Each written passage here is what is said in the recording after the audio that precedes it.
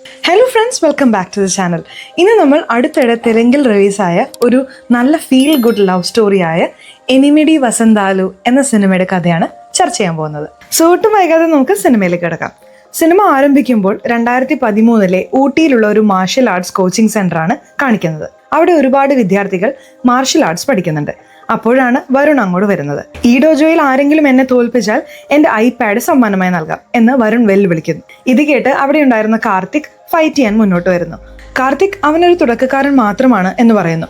അതിന് കാർത്തിക് അതെ, പക്ഷെ ഐപാഡ് ഓഫർ കൊള്ളാമല്ലോ എന്ന് പറഞ്ഞ് വരുണുമായി ഫൈറ്റ് ചെയ്യാൻ തുടങ്ങുന്നു. എന്നാൽ വരുൺ ഒറ്റയടിക്ക് കാർത്തിക്കിനെ നിലത്ത് വീഴ്ത്തുന്നു. ഇത് കണ്ട് എല്ലാവരും ഞെട്ടുന്നുണ്ട്. ഇത് കണ്ട അനിത മുന്നോട്ട് വന്ന് വരുണിനോട് ഫൈറ്റ് ചെയ്യാൻ തയ്യാറാകുന്നു. എന്നാൽ വരുൺ അവളെ നോക്കി ചിരിച്ചുകൊണ്ട്, ഞാൻ പൈങ്കിളി കുട്ടികളുമായി ഫൈറ്റ് ചെയ്യാറില്ല, കാരണം നിങ്ങളുടെ ശരീരം വളരെ ദുർബലമാണ്, ഞാനത് മുതലെടുക്കില്ല എന്ന് പറയുന്നു. ഇത് കേട്ട് ദേഷ്യം വന്ന അനിത അവനുമായി ഫൈറ്റ് ചെയ്യാൻ ശ്രമിക്കുന്നു. എന്നാൽ വരുൺ അവളെയും തോപ്പിച്ചിട്ട് പോയി പാചകം ചെയ്യ്, മാർഷ്യൽ ആർട്സ് ആണുങ്ങൾക്കുള്ളതാണ് എന്ന് പറഞ്ഞ് പോകാൻ തുടങ്ങുന്നു. നാളെ ശുദ്ധി അയ്യപ്പൻ എന്നൊരു പെൺകുട്ടി വരുന്നുണ്ട്. അവളോട് ഫൈറ്റ് ചെയ്ത് ജയിച്ചിട്ട് പറയേ മാർഷ്യൽ ആർട്സ് പുരുഷന്മാർക്ക് മാത്രമുള്ളതാണെന്ന്. ഇത് കേട്ട് വരുൺ അവളും ഒരു പെണ്ണല്ലേ എന്ന് ചിരിച്ചുകൊണ്ട് നാളെ വരാം എന്ന് പറഞ്ഞ് അവിടെ നിന്ന് പോകുന്നു. സീൻ കട്ട് ചെയ്യുമ്പോൾ അടുത്ത ദിവസം രാവിലെ വരുൺ വീണ്ടും അവിടെ എത്തി തന്നോട് ഫൈറ്റ് ചെയ്യാൻ വരുന്നവരെല്ലാം തോൽപ്പിക്കുന്നു. എന്നിട്ട് അനിതയോട്, നീ പറഞ്ഞ ശുദ്ധി എവിടെ, എന്നോട് ഫൈറ്റ് ചെയ്യുമെന്ന് കേട്ട് പേടിച്ചോ എന്ന് ചോദിക്കുന്നു. അപ്പോഴാണ് നമ്മുടെ സിനിമയിലെ പ്രധാന കഥാപാത്രമായ ശുദ്ധി അവിടേക്ക് വരുന്നത്. അവളെ കണ്ട വരുൺ, നീയാണോ ശുദ്ധി, നിന്നെ കുറിച്ച് ഇവർ ഒരുപാട് ബിൽഡപ്പ് തരുന്നുണ്ടല്ലോ, ഫൈറ്റ് തുടങ്ങിയാലോ എന്ന് ചോദിക്കുന്നു. അനിത അവർക്ക് രണ്ടുപേർക്കും ഹെഡ് സേഫ്റ്റി ഗിയർ നൽകുമ്പോൾ വരുൺ അത് നിരസിച്ചുകൊണ്ട്, ഈ ഗിയർ നിങ്ങളെ പോലുള്ളവർക്കാണ്, ഞാൻ ടെക്സാസ് അണ്ടർ-19 തായ്ക്കൊണ്ടോ ചാമ്പ്യനാണ് എന്ന് വീമ്പിളക്കുന്നു. അങ്ങനെ വരുണും ശുദ്ധിയും തമ്മിലുള്ള ഫൈറ്റ് ആരംഭിക്കുന്നു. വരുണിനെ ഒരു പാഠം പഠിപ്പിക്കാൻ തീരുമാനിച്ച ശുദ്ധി അവനെ തോൽപ്പിക്കുന്നു. അതോടെ അവിടെയുള്ളവരെല്ലാം ശുദ്ധിക്ക് വേണ്ടി കൈയടിക്കുന്നു. ശുദ്ധിയുടെ ശക്തി കണ്ട് ഞെട്ടിയ വരുൺ തന്റെ ഐപാഡ് അവളുടെ മുന്നിൽ വെച്ച് അവിടെ നിന്ന് പോകുന്നു. പിന്നീട് ഒരു വലിയ ബിസിനസ്സുകാരൻ ശുദ്ധിയെയും അവളുടെ അമ്മയെയും കാണാൻ വരുന്നു. അദ്ദേഹം ശുദ്ധിയോട് പറയുന്നുണ്ട്, നിങ്ങൾ എഴുതിയ റേസ് എന്ന കവിതാ സംഹാരത്തിലെ മരണം എന്ന അധ്യായത്തിൽ പ്രിയപ്പെട്ടവരുടെ മരണം നമുക്ക് നൽകുന്ന വേദനയെ കണ്ണിന് മുന്നിൽ കാണുന്ന പോലെ എഴുതിയിരിക്കുന്നു. 1 മാസം മുൻപാണ് എൻ്റെ ഭാര്യ ഹൃദയാഘാതം മൂലം മരിച്ചത്. ആ അധ്യായം വായിക്കുമ്പോഴെല്ലാം എനിക്ക് എന്തോ ഒരു ആശ്വാസം ലഭിച്ചു. ഈ പുസ്തകത്തിന്റെ രചയിതാവ് ആരാണെന്ന് അന്വേഷിച്ചപ്പോഴാണ് 17 വയസ്സുള്ള ഒരു പെൺകുട്ടിയാണെന്ന് അറിഞ്ഞത്. അതുകൊണ്ടാണ് നിങ്ങളെ നേരിൽ കണ്ട് നന്ദി പറയാമെന്ന് കരുതിയത്. ഇത്ര ചെറിയ പ്രായത്തിൽ ഇത്രയും ആഴത്തിലുള്ള വികാരങ്ങൾ എങ്ങനെ എഴുതാൻ കഴിഞ്ഞു എന്ന് ചോദിക്കുന്നു. അതിന് ശുദ്ധി മറുപടി നൽകി, എന്റെ അച്ഛൻ പട്ടാളത്തിൽ ഒരു സ്നൈപ്പർ ആയിരുന്നു. ഒരു ആക്രമണത്തിൽ അദ്ദേഹത്തിന് ജീവൻ നഷ്ടപ്പെട്ടു. അദ്ദേഹത്തിന്റെ മരണം എനിക്ക് താങ്ങാനായില്ല. എന്റെ മനസ്സിലുണ്ടായിരുന്ന ആ വികാരങ്ങളെല്ലാം ഞാൻ പേപ്പറിലേക്ക് പകർത്തി. അതാണ് ഈ പുസ്തകം. ഇത് കേട്ട ആ വ്യക്തി, നിന്റെ എഴുത്ത് എനിക്ക് വലിയ ആശ്വാസം നൽകി എന്ന് പറഞ്ഞ് ശുദ്ധിക്ക് ഒരു ഡയമണ്ട് മോതിരം സമ്മാനമായി നൽകുന്നു. അടുത്ത സീനിൽ ശുദ്ധി ഹോസ്പിറ്റലിൽ പോയി തന്റെ പ്രിയപ്പെട്ട മാർഷ്യൽ ആർട്സ് ഗുരുവും കോച്ചുമായ രഘുനന്ദനെ കാണുന്നു. രഘുനന്ദന് ആരോഗ്യ പ്രശ്നങ്ങളുണ്ടെന്നും പരമാവധി 3 വർഷം മാത്രമേ ജീവിക്കൂ എന്നും ഡോക്ടർമാർ പറഞ്ഞിട്ടുണ്ടെന്നും നമുക്ക് മനസ്സിലാവുന്നു. ശുദ്ധി അദ്ദേഹത്തിനെ കാണുമ്പോൾ, നീ അടുത്ത പുസ്തകത്തിനായി നോർത്ത് ഇന്ത്യയിലേക്ക് നടത്താനിരുന്ന യാത്ര എന്റെ പേരിൽ മാറ്റിവെക്കരുത് എന്ന് രഘുനന്ദൻ പറയുന്നു. അതിന് ശുദ്ധി, മാസ്റ്റർ, നിങ്ങളെ ഈ അവസ്ഥയിൽ വിട്ട് ഞാൻ എങ്ങനെ പോകും എന്ന് ചോദിക്കുന്നു. ഡോക്ടർമാർ പരമാവധി 3 വർഷം എന്നല്ലേ പറഞ്ഞത്, അതിനുശേഷമായാലും വിട്ടുപോകേണ്ടി വരുമല്ലോ എന്ന് അദ്ദേഹം മറുപടി പറയുന്നു. ഞാനിപ്പോൾ അടുത്ത പുസ്തകത്തിനായി പോയാൽ അത് പൂർത്തിയാക്കാൻ 2 വർഷം എടുക്കും. ഇവിടെയാണെങ്കിൽ എന്റെ സ്വപ്നമായ ബ്ലാക്ക് ബെൽറ്റിനായി പരിശീലിക്കാം എന്ന് ശുദ്ധി പറയുന്നു. നിനക്ക് ബ്ലാക്ക് ബെൽറ്റ് വാങ്ങി തരാതെ ഞാൻ മരിക്കില്ല എന്ന് പറഞ്ഞ് അദ്ദേഹം അവളെ സമാധാനിപ്പിച്ച് യാത്രയാക്കുന്നു. അങ്ങനെ ശുദ്ധി തന്റെ അടുത്ത പുസ്തകം എഴുതാനായി നോർത്ത് ഇന്ത്യയിലേക്ക് യാത്ര തിരിക്കുന്നു. ശുദ്ധിയും അനിതയും കാർത്തിക്കും ഉറ്റ സുഹൃത്തുക്കളാണെന്ന് ഇവിടെ നമുക്ക് മനസ്സിലാക്കാം. കാർത്തിക്കിന്റെ അച്ഛൻ അവനോട് ബിടെക്കിനെ കുറിച്ച് ചോദിക്കുമ്പോൾ, എനിക്ക് ഷൂ ഡിസൈനിങ് ആണ് ഇഷ്ടം, അല്ലാതെ മറ്റൊന്നും ഞാൻ ചെയ്യില്ല, അതൊരു $1 ബില്യൺ ഇൻഡസ്ട്രിയാണ് എന്ന് കാർത്തിക് മറുപടി പറയുന്നു. എന്നാൽ ഇത് ഇഷ്ടപ്പെടാതെ അച്ഛൻ എപ്പോഴും കാർത്തിക്കിനോട് ദേഷ്യത്തിലാണ്. കുറച്ചു കാലം കടന്നു പോകുന്നുണ്ട്. ഒരു ദിവസം വരുൺ കാർത്തിക്കിനെ കണ്ട് ശുദ്ധിയുടെ റേസ് എന്ന പുസ്തകത്തിനായി എല്ലാ ബുക്ക് ഷോപ്പുകളിലും തെരഞ്ഞു. പക്ഷേ ഔട്ട് ഓഫ് സ്റ്റോക്ക് ആണ്. നിന്റെ കയ്യിൽ ആ ബുക്ക് ഉണ്ടോ എന്ന് ചോദിക്കുന്നു. കാർത്തിക് തന്റെ കയ്യിലുണ്ടായിരുന്ന ബുക്ക് വരുണിന് നൽകിയിട്ട് വായിച്ചതിന് ശേഷം തിരികെ തരണമെന്ന് പറയുന്നു. എനിക്ക് ശുദ്ധിയുടെ ഫോൺ നമ്പർ തരാമോ, അന്ന് അങ്ങനെ പെരുമാറിയതിന് അവളോട് ഒരു സോറി പറയണമായിരുന്നു എന്ന് വരുൺ ചോദിക്കുന്നു. അതിന് കാർത്തിക്, അവൾ ഫോൺ ഉപയോഗിക്കാറില്ല, ഡിസംബറിൽ തിരിച്ചു വരും, അതുവരെ കാത്തിരിക്കണം. നിന്നെ കുറിച്ചൊന്നും പറഞ്ഞില്ലല്ലോ എന്ന് ചോദിക്കുന്നു. ഞങ്ങൾ ടെക്സാസിൽ നിന്നാണ്. അച്ഛന്റെ ബിസിനസ് ആവശ്യങ്ങൾക്കായി ഇവിടുത്തെ പ്രോപ്പർട്ടികൾ വിൽക്കാനാണ് വന്നത്. ആ ജോലി തീരുന്നത് വരെ ഇവിടെ ഉണ്ടാവും.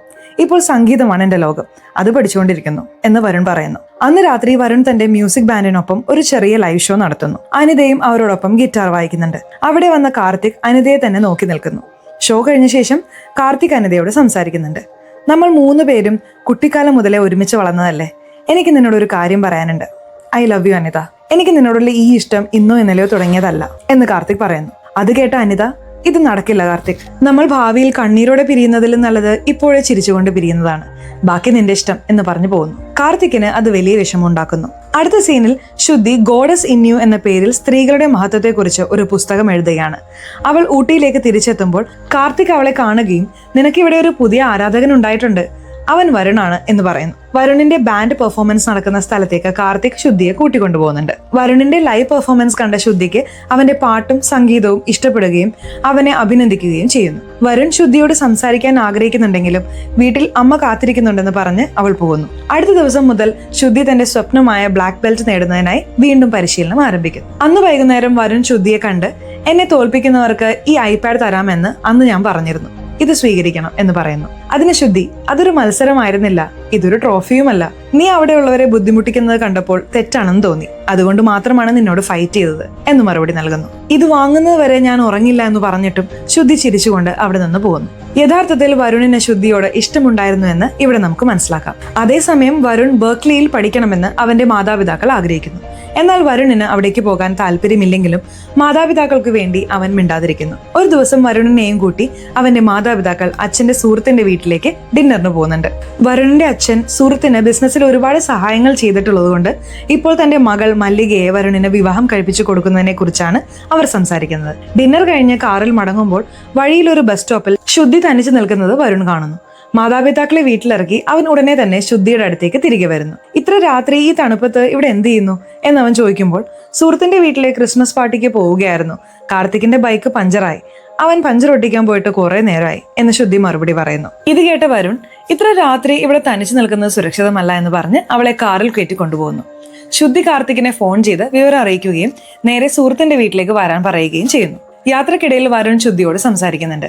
ഞാൻ നിന്റെ കവിതാ പുസ്തകം വായിച്ചു, വളരെ നന്നായിട്ടുണ്ട്, അടുത്ത പുസ്തകം എപ്പോഴാണ് റിലീസ് ചെയ്യുന്നത് എന്നവൻ ചോദിക്കുന്നു. അടുത്ത വർഷം എന്ന് ശുദ്ധി മറുപടി നൽകുന്നു. വരുൺ പറയുന്നുണ്ട്, പുതുവർഷത്തിന് ഞങ്ങളുടെ ബാൻഡിന് ഒരു സിംഗിങ് കോമ്പറ്റീഷൻ ഉണ്ട്. സിരി വെണ്ണല സിനിമയിലെ ആദ്യത്തെ പാട്ടാണ് ഞങ്ങൾ തിരഞ്ഞെടുക്കുന്നത്. ആ പാട്ടിനെ കുറിച്ച് നിനക്ക് നന്നായി അറിയാമെന്ന് കാർത്തിക് പറഞ്ഞു, ഞങ്ങളെ സഹായിക്കാമോ എന്ന് ചോദിക്കുന്നു. ആദ്യം ശുദ്ധി മടിക്കുന്നുണ്ടെങ്കിലും പനിയും തലവേദനയും ഉണ്ടായിട്ടും തന്നെ കൊണ്ടുവിടാൻ വന്നതാണെന്ന് അറിഞ്ഞപ്പോൾ പാട്ടിന്റെ അർത്ഥം എഴുതി നൽകാമെന്ന് സമ്മതിക്കുന്നു. ഇത് കേട്ട് വരുൺ വളരെ സന്തോഷിക്കുന്നു. അടുത്ത സീനിൽ ശുദ്ധി വീണ്ടും പുസ്തകം എഴുതാനായി കാശ്മീരിലേക്ക് പോവുകയാണ്. പോകുന്നതിന് മുമ്പ് അവൾ കാർത്തിക്കിന് ഒരു ഐഫോൺ സമ്മാനമായി നൽകുന്നു. കാരണം ഒരു ദിവസം കാർത്തിക്കിന്റെ അച്ഛൻ ജോലിക്കൊന്നും പോവാതെ ഷൂ ഡിസൈൻ എന്നും പറഞ്ഞ് വെറുതെ ഇരിക്കുന്നു എന്ന് പറഞ്ഞ് വഴക്കിട്ടപ്പോൾ ദേഷ്യത്തിൽ കാർത്തിക് തന്റെ ഫോൺ എറിഞ്ഞു പൊട്ടിച്ചിരുന്നു. ഇതറിഞ്ഞാണ് ശുദ്ധി അവന് ഐഫോൺ സമ്മാനിക്കുന്നത്. അതോടൊപ്പം പാട്ടിന്റെ അർത്ഥം ഒരു പേപ്പറിൽ എഴുതി അത് വരുണിന് കൊടുക്കാൻ ഏൽപ്പിച്ച് അവൾ പോകുന്നു. സിംഗിങ് കോമ്പറ്റീഷനിൽ ശുദ്ധി എഴുതി കൊടുത്ത അർത്ഥം കാരണം വരുണിന്റെ ബാൻഡിന് സമ്മാനം ലഭിക്കുന്നു. കുറച്ച് ദിവസങ്ങൾക്ക് ശേഷം വരുൺ ശുദ്ധിയെ കാണാൻ തീരുമാനിക്കുന്നുണ്ട്. കാർത്തിക് വഴി ശുദ്ധിയുടെ അമ്മയോട് ചോദിച്ച് അവളുടെ വിലാസം കണ്ടെത്തി അവൻ കാശ്മീരിലേക്ക് പോകുന്നു. അവിടെ വെച്ച് ശുദ്ധിയെ കണ്ട് മത്സരത്തിൽ കിട്ടിയ സമ്മാനം അവളെ കാണിക്കുന്നു. ഈ സമ്മാനം നീ കാരണം കിട്ടിയതാണ് എന്നവൻ പറയുന്നു. ഇതോടെ ശുദ്ധിക്കും വരുണിനോട് ഒരു നല്ല മതിപ്പ് തോന്നുന്നു. തനിക്ക് വേണ്ടി ഇത്രയും ദൂരം വന്നല്ലോ എന്ന് അവൾ ചിന്തിക്കുന്നു. കാശ്മീർ കാണിച്ചു തരാമോ എന്ന് വരുൺ ചോദിച്ചപ്പോൾ ശുദ്ധി അവന് കാശ്മീർ മുഴുവൻ ചുറ്റി കാണിക്കുന്നു. അവർ ഇരുവരും അവിടുത്തെ പ്രകൃതി ഭംഗി ആസ്വദിച്ച് വളരെ സന്തോഷിക്കുന്നു. അങ്ങനെ അവർ കൂടുതൽ അടുക്കുന്നുണ്ട്. ശുദ്ധി എല്ലാ ഞായറാഴ്ചയും ഫ്രീ ആണെന്ന് മനസ്സിലാക്കിയ വരുൺ എല്ലാ ഞായറാഴ്ചയും അവളെ കാണാൻ കാശ്മീരിലേക്ക് വരാൻ തുടങ്ങി. അവർ ഒരുമിച്ച് കാശ്മീർ മുഴുവൻ കറങ്ങുകയും കൂടുതൽ അടുപ്പത്തിലാവുകയും ചെയ്യുന്നു. ഈ സമയത്ത് ശുദ്ധിക്കും വരുണിനോട് ഇഷ്ടം തോന്നി തുടങ്ങുന്നു. അങ്ങനെ കുറച്ച് ആഴ്ചകൾ കടന്നു പോകുന്നു. ഒരു ഞായറാഴ്ച വരുൺ ശുദ്ധിയെ കാണാൻ വരുന്നില്ല. കാരണം അന്ന് അവന് ബെർക്ലി പരീക്ഷയായിരുന്നു. എന്നാൽ ഈ വിവരം അറിയാത്ത ശുദ്ധി ഞായറാഴ്ച മുഴുവൻ വരുണിനെ കാത്തിരുന്നു. അവൻ വരാതിരുന്നപ്പോൾ അവൾക്ക് വിഷമമാവുന്നു. അടുത്ത ഞായറാഴ്ച വരുൺ അവളെ കാണാമെന്ന് പറയുന്നു. കഴിഞ്ഞ ആഴ്ച ബെർക്ലി പരീക്ഷ ഉണ്ടായിരുന്നു, അതുകൊണ്ടാണ് വരാൻ കഴിയാഞ്ഞത്. നീ എന്നെ മിസ് ചെയ്തോ എന്ന് ചോദിക്കുന്നു. അതിന് ശുദ്ധി, അതവിടെ നിൽക്കട്ടെ, എല്ലാ ഞായറാഴ്ചയും എന്നെ കാണാൻ കാശ്മീരിലേക്ക് വരുന്നില്ലേ, വീട്ടിൽ എന്ത് പറഞ്ഞാണ് വരുന്നത് എന്ന് ചോദിക്കുന്നു. ചെന്നൈയിൽ ക്ലാസിക്കൽ മ്യൂസിക് പഠിക്കുവാണെന്നും എല്ലാ ഞായറാഴ്ചയും ക്ലാസ് ഉണ്ടെന്നും പറഞ്ഞാണ് ഞാൻ വരുന്നത് എന്ന് വരുൺ മറുപടി നൽകുന്നു. ഇങ്ങനെ ചെയ്താൽ നിന്റെ യഥാർത്ഥ മ്യൂസിക് ക്ലാസ്സുകളെ അത് ബാധിക്കില്ലേ എന്ന് ശുദ്ധി ചോദിക്കുമ്പോൾ വരുൺ ശുദ്ധിയോട് ഐ ലവ് യു എന്ന് പറഞ്ഞ് പ്രപ്പോസ് ചെയ്യുന്നു. അത് കേട്ട് ശുദ്ധി പെട്ടെന്ന് വികാരഭരിതയാവുന്നു. ഞാൻ എന്തെങ്കിലും തെറ്റായി പറഞ്ഞോ എന്ന് വരുൺ ചോദിക്കുമ്പോൾ ശുദ്ധി പറയുന്നുണ്ട്, എനിക്ക് എന്റെ അച്ഛനെ ഒരുപാട് ഇഷ്ടമായിരുന്നു. അദ്ദേഹം പട്ടാളത്തിലായിരുന്നു. എന്നെ കാണാൻ വരാൻ ഒരു വർഷം മുഴുവൻ കാത്തിരിക്കുമായിരുന്നു. നീ എന്നെ കാണാൻ ഒരാഴ്ച മുഴുവൻ കാത്തിരിക്കുന്നു. എന്റെ അച്ഛന്റെ സ്നേഹം പോലെ നീ എന്നെ സ്നേഹിക്കുന്നു. പക്ഷേ എന്റെ അച്ഛനെ പോലെ നീയും എന്നെ വിട്ടുപോകുമോ എന്ന് എനിക്ക് ഭയമുണ്ട്. എനിക്ക് ചിന്തിക്കാൻ കുറച്ച് സമയം വേണം. 2 മാസത്തിനുള്ളിൽ ഞാൻ ഊട്ടിയിലേക്ക് തിരിച്ചു വരും. അപ്പോൾ എന്റെ തീരുമാനം പറയാം. അത് കേട്ട് വരുൺ, നിനക്ക് എന്നോട് സ്നേഹമുണ്ടെന്ന് എനിക്കറിയാം, എങ്കിലും നിന്റെ മറുപടിക്കായി ഞാൻ കാത്തിരിക്കാം എന്ന് പറഞ്ഞ് അവിടെ നിന്ന് പോകുന്നു. വീട്ടിലെത്തിയ വരുണിന് ഒരു മെയിൽ വരുന്നുണ്ട്. അത് കണ്ട അവൻ ഞെട്ടിപ്പോവുകയും വളരെ വികാരഭരിതനാവുകയും ചെയ്യുന്നു. കാരണം അത് അവന്റെ അച്ഛന്റെ സ്വപ്നവും അവനേറെ പ്രിയപ്പെട്ടതുമായ ബെർക്ലിയിൽ നിന്നുള്ള റിസൾട്ടായിരുന്നു. പരീക്ഷയിൽ തോറ്റതുകൊണ്ട് അവനെ റിജക്ട് ചെയ്തിട്ടായിരുന്നു മെയിൽ. ശുദ്ധിയുടെ പിന്നാലെ നടന്നുകൊണ്ടാണ് തന്റെ സ്വപ്നം തകർന്നതെന്ന് വരുൺ ചിന്തിക്കുന്നു. ഈ വിവരം അച്ഛനോട് പറഞ്ഞാൽ എങ്ങനെ പ്രതികരിക്കുമെന്ന് ഓർത്ത് അവൻ വിഷമിക്കുന്നു. മറുവശത്ത് കാർത്തിക്കിന്റെ അച്ഛൻ അവനെ വീണ്ടും വഴക്ക് പറയുകയും വീട്ടിൽ നിന്ന് പണം മോഷ്ടിച്ചു എന്ന് ആരോപിക്കുകയും ചെയ്യുന്നു. ഇതിൽ മനംനൊന്ത് കാർത്തിക് വീട്ടിൽ നിന്നിറങ്ങി ശുദ്ധിയുടെ വീട്ടിൽ താമസിക്കാൻ തുടങ്ങുന്നു. വിവരമറിഞ്ഞ ശുദ്ധിയുടെ അമ്മ അവനോട് നീ ആ ഷൂ ഡിസൈനിങ് ഇവിടെ ഇരുന്ന് ചെയ്തോളൂ എന്ന് പറയുന്നു. ഇത് കേട്ട് കാർത്തിക് സന്തോഷത്തോടെ ഒരു ജാപ്പനീസ് ഷൂ കമ്പനിക്ക് എന്റെ ഡിസൈനുകൾ അയച്ചിട്ടുണ്ട്, അവർക്ക് ഇഷ്ടപ്പെട്ടാൽ ഇന്റേൺഷിപ്പും പിന്നെ ജോലിയും കിട്ടും ആൻറ്റി എന്ന് പറയുന്നു. വരുണിന്റെ കുടുംബം വീണ്ടും അച്ഛന്റെ സുഹൃത്തിന്റെ വീട്ടിൽ ഡിന്നറിന് പോകുന്നു. അവിടെ വെച്ച് മല്ലികയുടെ അച്ഛൻ വരുണിനോട് പറയുന്നുണ്ട്, എന്റെ മകൾക്ക് ബെർക്ലിയിൽ സീറ്റ് കിട്ടി, നീ തോറ്റുപോയെന്നറിഞ്ഞു, പക്ഷെ നീ വിഷമിക്കണ്ട, മല്ലികയ്ക്ക് നിന്നെ ഇഷ്ടമാണ്. പഠനം കഴിഞ്ഞ് നീ മല്ലികയെ വിവാഹം കഴിക്കുമെന്ന് എനിക്ക് വാക്ക് തന്നാൽ നിന്റെ അച്ഛനോ മല്ലികയോ അറിയാതെ എന്റെ സുഹൃത്തിന്റെ സഹായത്തോടെ നിനക്ക് അതേ ബെർക്ലിയിൽ സീറ്റ് ശരിയാക്കി തരാം. ഇത് കേട്ട് വരുണിന് മറ്റു വഴികളില്ലാതെ ആ ഡീലിന് സമ്മതിക്കുന്നു. മറുവശത്ത് കാശ്മീരിൽ നിന്ന് തിരിച്ചെത്തിയ ശുദ്ധി വരുണിന് ഇഷ്ടമാണെന്ന് കരുതി മൂക്കുത്തി കുത്തുന്നു. അവനോടുള്ള ഇഷ്ടം പറയാനായി അവൾ വിളിക്കുകയും മെസ്സേജ് അയക്കുകയും ചെയ്യുന്നു. എന്നാൽ വരുൺ ഫോൺ എടുക്കുകയോ മറുപടി നൽകുകയോ ചെയ്യുന്നില്ല. അവൻ അവളെ ഒഴിവാക്കാൻ തുടങ്ങുന്നു. അവളോടുള്ള പ്രണയം കാരണമാണ് തന്റെ ബെർക്ലി സ്വപ്നം തകർന്നതെന്നും ഇപ്പോൾ മല്ലികയെ വിവാഹം കഴിച്ചാൽ മാത്രമേ അച്ഛൻ സീറ്റ് ശരിയാക്കി തരുമെന്നും അവൻ ചിന്തിക്കുന്നു. അതിനാൽ ശുദ്ധിയുമായുള്ള ബന്ധം തുടരുന്നത് ശരിയല്ല എന്ന് കരുതിയാണ് അവൻ അവളെ ഒഴിവാക്കുന്നത്. വരുൺ പ്രതികരിക്കാത്തതുകൊണ്ട് ശുദ്ധിക്ക് ഒന്നും മനസ്സിലാകുന്നില്ല. ഒരു ദിവസം അവൾ വരുണിനെ കാണാൻ അവന്റെ വീട്ടിലേക്ക് പോകുന്നു. എന്നാൽ വരുൺ വീട്ടിലുണ്ടായിട്ടും താൻ വീട്ടിലില്ലെന്ന് ജോലിക്കാരെ കൊണ്ട് പറയിപ്പിക്കുന്നു. അതോടെ ശുദ്ധി അവിടെ നിന്ന് പോകുന്നു. സീൻ കട്ട് ചെയ്യുമ്പോൾ വരുണിന്റെ അച്ഛൻ ഇവിടുത്തെ പ്രോപ്പർട്ടികളെല്ലാം വിറ്റ് കുടുംബത്തോടൊപ്പം US തിരികെ പോകാൻ തയ്യാറെടുക്കുന്നു. മറുവശത്ത് മൂക്കുത്തി കുത്തിയത് കാരണം ശുദ്ധിക്ക് കടുത്ത പനി വരുന്നു. അന്ന് അവളുടെ ജന്മദിനമായതുകൊണ്ട് അനിത ഫോൺ ചെയ്ത് ആശംസകൾ അറിയിക്കുകയും പാർട്ടി ചോദിക്കുകയും ചെയ്യുന്നു. രാത്രി ഡിന്നറിന് വരുണിനെയും വിളിക്കാമെന്ന് ശുദ്ധി പറയുന്നു. അപ്പോൾ അനിത, വരുണിന്റെ കുടുംബം മുഴുവൻ US പോവുകയാണെന്ന് തോന്നുന്നു, അവർ ലഗേജുമായി കാറിൽ പോകുന്നത് ഞാൻ കണ്ടു എന്ന് പറയുന്നു. ഇത് കേട്ട് ഞെട്ടിയ ശുദ്ധി അത്രയും പനിയുണ്ടായിട്ടും മഴയത്ത് നനഞ്ഞ് വരുണിനെ കാണാൻ അവന്റെ വീട്ടിലേക്ക് ഓടുന്നു. ശുദ്ധിയെ കണ്ട് അവൻ ഞെട്ടുമ്പോൾ അവൾ അവനെ കെട്ടിപ്പിടിക്കുന്നു. എന്നാൽ മാതാപിതാക്കൾ കൂടെയുള്ളത് കൊണ്ട് വരുൺ സംസാരിക്കാതെ കാർ മുന്നോട്ടെടുക്കുന്നു. ആരാണ് ഈ പെൺകുട്ടി എന്ന് അച്ഛൻ ചോദിക്കുമ്പോൾ അവൾക്ക് എന്നെ ഇഷ്ടമാണ്, 2 വർഷമായി എന്റെ പിന്നാലെ നടക്കുന്നു എന്ന് വരുൺ മറുപടി പറയുന്നു. നിങ്ങൾക്കിടയിൽ എന്ത് നടന്നുവെന്ന് എനിക്കറിയില്ല, പക്ഷെ അവൾ മഴയത്ത് നനയുകയാണ്, പോയി സംസാരിച്ചിട്ട് വാ എന്ന് അച്ഛൻ പറയുന്നു. വരുൺ ശുദ്ധിയുടെ അടുത്തേക്ക് പോയി പറയുന്നുണ്ട്, ശുദ്ധി, നമ്മുടെ ഇടയിൽ നടന്നത് കാര്യമായി എടുക്കരുത്, അതൊരു ഇൻഫാക്ച്വേഷൻ മാത്രമായിരുന്നു. നിന്റെ പിന്നാലെ നടന്നുകൊണ്ടാണ് എന്റെ സ്വപ്നമായ ബെർക്ലി നശിച്ചത്, അതുകൊണ്ടാണ് ഞാൻ നിന്നെ ഒഴിവാക്കിയത്.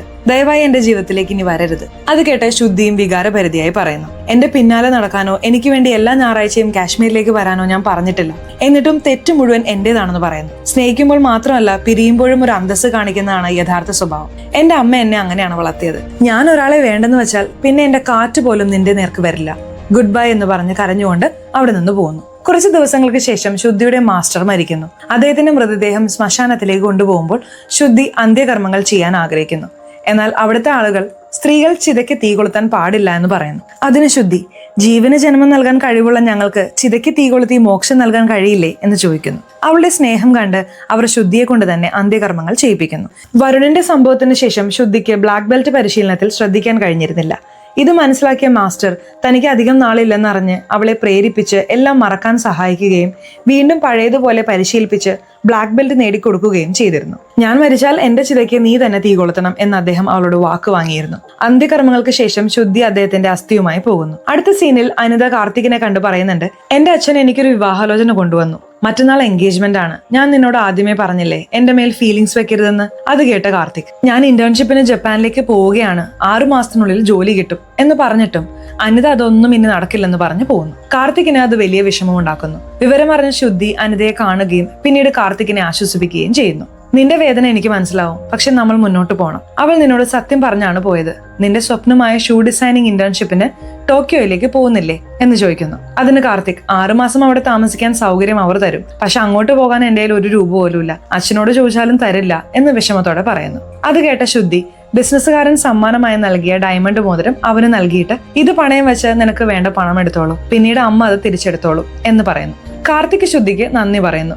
അങ്ങനെ കാർത്തിക് ജപ്പാനിലേക്ക് പോകുന്നു. ശുദ്ധി തന്റെ മാസ്റ്ററുടെ അസ്ഥി ഗംഗയിൽ ഒഴുക്കാനായി കാശിയിലേക്ക് പോകുന്നു.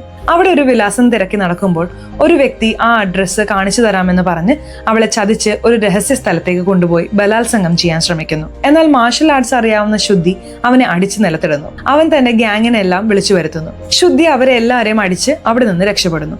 അടുത്ത ദിവസം മാസ്റ്ററുടെ അസ്ഥി ഗംഗയിൽ ഒഴുക്കി അവൾ വികാരഭരിതയാവുന്നു. പിന്നീട് ആഗ്രയിലെത്തി താജ്മഹൽ കണ്ട് സന്തോഷിക്കുന്നു. 2 വർഷം കടന്നു പോകുന്നുണ്ട്. 2018 ശുദ്ധി വീണ്ടും ഊട്ടിയിലേക്ക് തിരിച്ചെത്തുന്നു. അനിത അവളെ സ്കൂട്ടിയിൽ വീട്ടിലേക്ക് കൊണ്ടുപോകുമ്പോൾ കനത്ത മഴയത്ത് ഒരു ഓട്ടോക്കാരനെ സഹായിക്കുന്ന ഒരു വ്യക്തിയെ കാണുന്നു. അനിത സ്കൂട്ടി നിർത്തി ആ വ്യക്തിയെ ശുദ്ധിക്ക് പരിചയപ്പെടുത്തി കൊടുക്കുന്നു. അവന്റെ പേര് സഞ്ജയ് എന്നാണെന്നും പറഞ്ഞ് അവർ അവിടെ നിന്ന് പോകുന്നു. വീട്ടിലെത്തിയിട്ടും അത്രയും മഴയത്ത് സഞ്ജയ് ഓട്ടോക്കാരനെ സഹായിച്ചത് ഓർത്ത ശുദ്ധി അനിതയെ വിളിച്ച് ആരാണ് സഞ്ജയ് എന്ന് ചോദിക്കുന്നു. അവൻ ഊട്ടിയിലേക്ക് പുതുതായി വന്ന ഒരു തെലുങ്ക് എഴുത്തുകാരനാണ്. യുവ വായനക്കാർക്ക് അവന്റെ എഴുത്ത് ഭ്രാന്താണ് എന്ന് അനിത പറയുന്നു. ശുദ്ധി അത് അതിശോക്തിയാണെന്ന് പറയുമ്പോൾ എങ്കിൽ നീ അവനെ എഴുതിയ റാണി മാലിനി എന്ന പുസ്തകം വായിച്ചു നോക്ക്, അപ്പോൾ നിനക്ക് മനസ്സിലാവും എന്ന് അനിത പറയുന്നു. ശുദ്ധി ബുക്ക് ഷോപ്പിൽ പോയി സഞ്ജയ് എഴുതിയ റാണി മാലിനി എന്ന പുസ്തകം വാങ്ങി തിരികെ വരാൻ തുടങ്ങുമ്പോൾ അവിടെ എത്തിയ സഞ്ജയിനെ പെൺകുട്ടികൾ ഓട്ടോഗ്രാഫിനായി പൊതിയുന്നത് കാണുന്നു. ഇത് കണ്ട് അല്പം അത്ഭുതപ്പെട്ട ശുദ്ധി വീട്ടിൽ വന്ന് ആ പുസ്തകം വായിക്കാൻ തുടങ്ങുന്നു. അതിൽ മാലിനി എന്ന വേശ്യയുടെ കഥയായിരുന്നു. ഒരു ദിവസം രാജു എന്നയാൾ സുഖത്തിനായി മാലിനിയുടെ അടുത്തേക്ക് വരുന്നു. അവനത് ഒരു ലഹരിയും അവൾക്കത് ഒരു തൊഴിലുമായിരുന്നു. രാജു വീണ്ടും വരുമ്പോൾ എന്തെങ്കിലും സംസാരിക്കാനായി ഭക്ഷണം കഴിച്ചോ എന്ന് ചോദിക്കുന്നു. അതുവരെ ആരും അവളോട് അങ്ങനെ ഒന്നും ചോദിച്ചിട്ടില്ലാത്തതുകൊണ്ട് അവൾ വികാരഭരിതയായി അന്ന് രാത്രി തന്റെ ശരീരത്തിനോടൊപ്പം മനസ്സും രാജുവിന് നൽകുന്നു. പിന്നീട് രാജു എപ്പോൾ വരുമെന്ന് അവൾ കാത്തിരിക്കുമായിരുന്നു. കുറച്ചു നാളുകൾക്ക് ശേഷം രാജു വീണ്ടും വരുന്നുണ്ട്. അവൻ വിഷാദത്തിലാണെന്ന് മനസ്സിലാക്കി കാര്യം തിരക്കുമ്പോൾ ബെറ്റിംഗ് ആപ്പിൽ പണം മുഴുവൻ നഷ്ടപ്പെട്ടെന്ന് അവൻ പറയുന്നു. മാലിനിക്ക് അത് കണ്ടു നിൽക്കാനായില്ല. അവൾ തന്റെ കയ്യിലുണ്ടായിരുന്ന പണം മുഴുവൻ അവന് നൽകുന്നു. ആ പണം കൊണ്ട് രാജുവിന്റെ കഷ്ടപ്പാടുകൾ തീരുന്നു. പിന്നീട് അവൻ ധാരാളം പണം സമ്പാദിക്കുന്നു. ഒരു ദിവസം രാജു വീണ്ടും വരുമ്പോൾ മാലിനി ആ തൊഴിൽ ഉപേക്ഷിച്ച് അവനോടുള്ള സ്നേഹം തുറന്നു പറയുന്നു. എന്നാൽ ഇവിടെയാണ് ട്വിസ്റ്റ്. അത് കേട്ട് രാജു ദേഷ്യത്തോടെ നിനക്ക് എന്നോട് പ്രണയോ?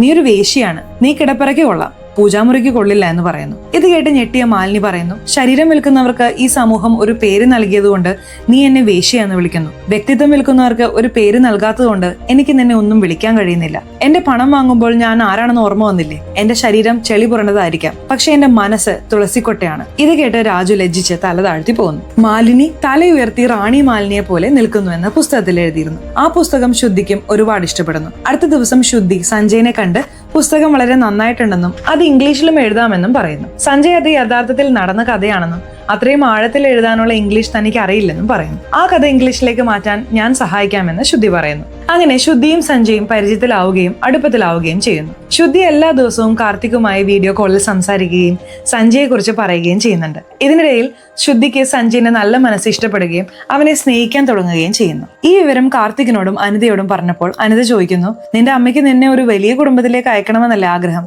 സഞ്ജയ് ഒരു അനാഥനാണ്, നിന്റെ അമ്മ ഇതിന് സമ്മതിക്കോ? ആദ്യം അമ്മയോട് സഞ്ജയെ കുറിച്ച് പറയും. അന്ന് ശുദ്ധി അമ്മയോട് സഞ്ജയെ കുറിച്ച് പറയാൻ തീരുമാനിക്കുന്നു.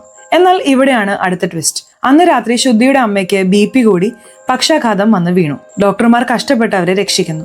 1 വർഷത്തേക്ക് അവരെ ഒരു തരത്തിലുള്ള ടെൻഷനും നൽകാതെ ശ്രദ്ധിക്കണമെന്ന് ഡോക്ടർമാർ പറയുന്നു. അതോടെ ശുദ്ധി സഞ്ജയിന്റെ കാര്യം അമ്മയോട് പറയേണ്ടെന്ന് തീരുമാനിക്കുന്നു. 1 വർഷത്തോളം ശുദ്ധി എല്ലാം മറന്ന് അവരുടെ ടീ സ്റ്റോളിന്റെ കാര്യങ്ങൾ നോക്കി നടത്തുന്നു. 1 വർഷം കഴിഞ്ഞ് അമ്മയുടെ ആരോഗ്യം മെച്ചപ്പെടുന്നു. ആ സമയത്ത് ശുദ്ധിക്ക് ഒരു നല്ല വീട്ടിൽ നിന്ന് വിവാഹാലോചന വരുന്നു. അമ്മ സന്തോഷത്തോടെ ആ വിവരം ശുദ്ധിയോട് പറയുമ്പോൾ അമ്മയ്ക്ക് വേണ്ടി ശുദ്ധി സമ്മതിക്കുന്നു.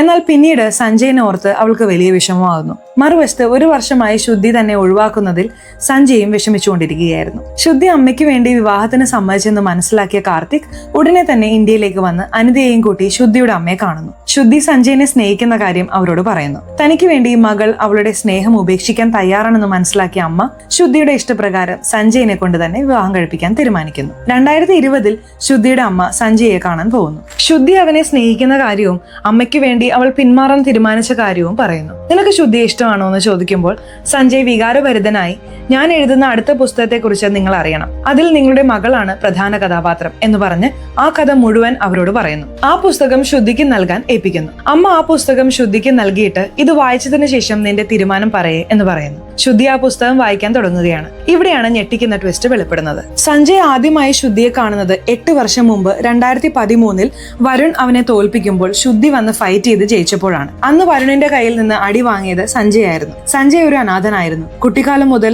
ഒരുപാട് കഷ്ടപ്പാടുകൾ അനുഭവിച്ച അവൻ ഊട്ടിയിലെ ഒരു അനാഥാലയത്തിലാണ് വളർന്നത്. അവിടെ ഉണ്ടായിരുന്ന സന്ധ്യ എന്ന ചേച്ചിയാണ് അവനെ പഠിപ്പിച്ചതും അവന്റെ കവിതകളെ പ്രോത്സാഹിപ്പിച്ചതും. സഞ്ജയ്ക്ക് മാർഷൽ ആർട്സിലും താല്പര്യമുണ്ടായിരുന്നു. സന്ധ്യ ചേച്ചിയുടെ നിർബന്ധപ്രകാരമാണ് അവൻ ശുദ്ധി ഉണ്ടായിരുന്ന അതേ കരാട്ടെ സെന്ററിൽ ചേർന്നത്. വരുൺ തന്നെ തല്ലുമ്പോൾ ശുദ്ധി വന്ന് രക്ഷിച്ച അന്നു മുതൽ അവൻ അവളെ സ്നേഹിക്കാൻ തുടങ്ങിയിരുന്നു. എന്നാൽ അത് പറയാനുള്ള ധൈര്യമോ യോഗ്യതയോ തനിക്കില്ലെന്ന് കരുതി അവൻ അവളെ ദൂരെ നിന്ന് നോക്കി കാണുകയായിരുന്നു. ശുദ്ധിയുടെ ജന്മദിനത്തിൽ അവൾ വരുണിനെ കെട്ടിപ്പിടിക്കുന്നത് കണ്ട് അവൻ തകർന്നു പോകുന്നു. അപ്പോഴാണ് ശുദ്ധിയുടെ പുസ്തകം അവൻ കാണുന്നത്. ശുദ്ധി ഒരു എഴുത്തുകാരനായതുകൊണ്ട് അവളുടെ ഒപ്പം നിൽക്കാൻ തനിക്കും ഒരു എഴുത്തുകാരനാകണമെന്ന് അവൻ തീരുമാനിക്കുന്നു. ഒരു അപകടത്തിൽ സന്ധ്യ ചേച്ചി മരിച്ചതോടെ അവൻ വീണ്ടും ഒറ്റപ്പെടുന്നു. അതിനുശേഷം കിട്ടിയ ജോലികൾ ചെയ്തും പുസ്തകങ്ങൾ എഴുതിയും അവൻ ജീവിച്ചു. 2017 താജ്മഹലിന്റെ അടുത്ത് വെച്ച് അവൻ ശുദ്ധിയെ വീണ്ടും കാണുന്നു. അന്ന് അവൻ തീരുമാനിച്ചു ഇനി അവളുടെ മുന്നിൽ ചെല്ലുമ്പോൾ ഒരു വലിയ ആളായിട്ടേ ചെല്ലുവെന്ന്. അങ്ങനെ വർഷങ്ങൾക്ക് ശേഷം സഞ്ജയ് എഴുതിയ റാണി മാലിനി എന്ന പുസ്തകം പ്രശസ്തമാവുകയും ആ പുസ്തകം വായിച്ച് ഇഷ്ടപ്പെട്ട ശുദ്ധി തന്നെ അവനെ പരിചയപ്പെടുകയും ചെയ്തു. അതായത് സഞ്ജയ് 8 വർഷമായി ശുദ്ധിയെ സ്നേഹിക്കുന്നു. പുസ്തകം വായിച്ച് സത്യം മനസ്സിലാക്കിയ ശുദ്ധി വികാരപരിധിയായി സഞ്ജയുടെ അടുത്തേക്ക് ഓടിച്ചെന്ന് അവനെ കെട്ടിപ്പിടിക്കുന്നു. തന്റെ 8 വസന്തങ്ങളിലെ പ്രണയം പൂവണിഞ്ഞതിൽ സഞ്ജയും സന്തോഷിക്കുന്നു. ഇതോടെ സിനിമ അവസാനിക്കുന്നു. സിനിമ എങ്ങനെയുണ്ട്? ഇഷ്ടപ്പെട്ടോ? ചാനൽ ഇതുവരെ സബ്സ്ക്രൈബ് ചെയ്യാത്തവരാണെങ്കിൽ ചാനൽ ഒന്ന് സബ്സ്ക്രൈബ് ചെയ്ത് തൊട്ടടുത്തുള്ള ബെല്ലൈക്കൺ ഒന്ന് അമർത്തണേ. എന്നാലാണ് നമ്മൾ അപ്ലോഡ് ചെയ്യുന്ന വീഡിയോസ് ഉടനടി നിങ്ങളുടെ അരിയിലേക്ക് എത്തുകയുള്ളൂ. സോ ഇനി അടുത്തൊരു വീഡിയോയുമായി വരുന്നവരെ ബൈ.